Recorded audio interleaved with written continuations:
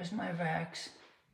Got liqueurs down there for cooking, and onions, my potatoes, and extra shelf.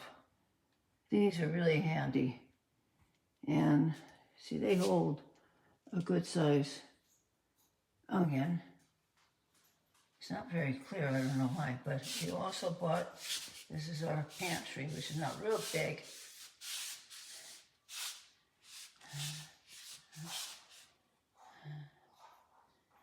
And I bought these spice racks on Amazon. And we'll put one more on the bottom.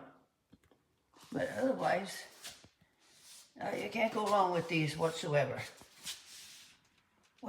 These are really, they're perfect just for us. Just the two of us.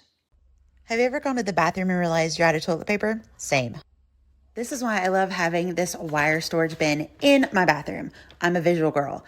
I know I need to stock up toilet paper the next time I go to the grocery store. I got this in black, but it also comes in bronze.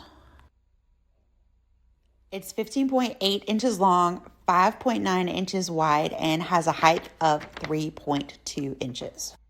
All right, I'm off to the grocery store to buy more toilet paper. Kids are home and I can't text them to bring me more.